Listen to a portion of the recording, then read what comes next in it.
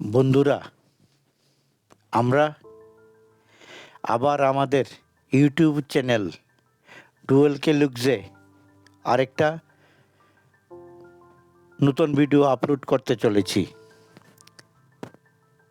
এই ভিডিওটা উদয়পুরের পুরাতন রাজবাড়ি সম্বন্ধে। উদয়পুর মহাদেব দিঘির মন্দিরের কাছ থেকে মাত্র 2 কিলোমিটার দূরে অবস্থিত এই রাজবাড়িটি।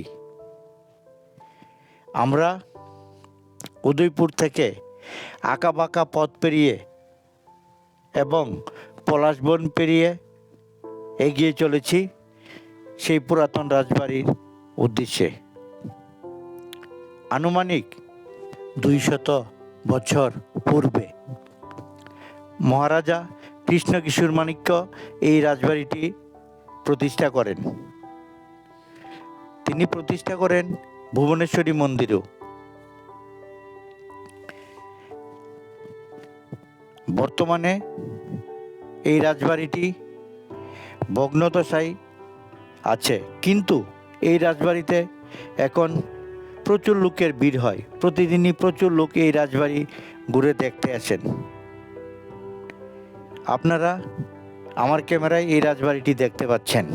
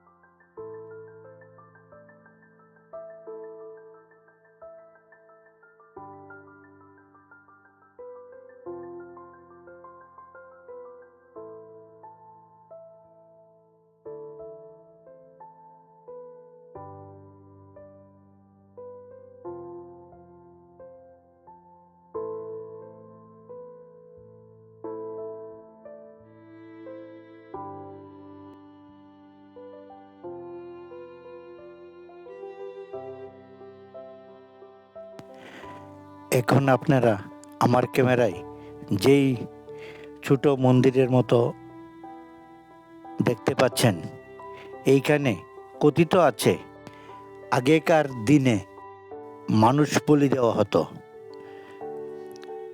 ক্রমপর্যায়ে এই বলি পেরিয়ে এখন পশু বলিতে পরিণত হয়েছে।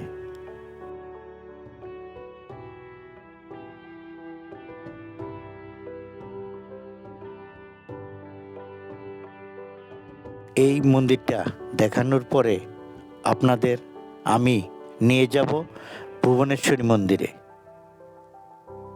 কথিত আছে ত্রিপুরেশ্বরী মায়ের মতো এই ভুবনেশ্বরী মায়ের মন্দিরে জাগ্রত ভুবনেশ্বরী মা। মায়ের মন্দিরের সামনের এই সমতল জায়গায় প্রচুর লোকের সমাগম হয়, প্রচুর পিকনিক পার্টিও এইখানে আসে। এই সমতল জায়গার পাশে যে নদীটা দেখতে পাচ্ছেন, এই রাজবাড়ি রক্ষায় নির্মিত বিশাল নদী। এখন আমরা ভুবনেশ্বরী মন্দির এবং ভুবনেশ্বরী মাকে দর্শন করতে চলেছি।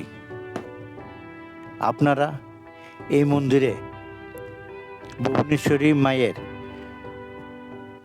অপরূপ সৌন্দর্য দেখতেই পাচ্ছেন। কি অপূর্ব মায়ের রূপ। এখন মাকে প্রণাম জানিয়ে আমাদের এই ভিডিওটি এখানেই শেষ করতে চলেছি। আশা করি আমাদের চ্যানেলের এই ভিডিওটি আপনাদের ভালো লাগবে।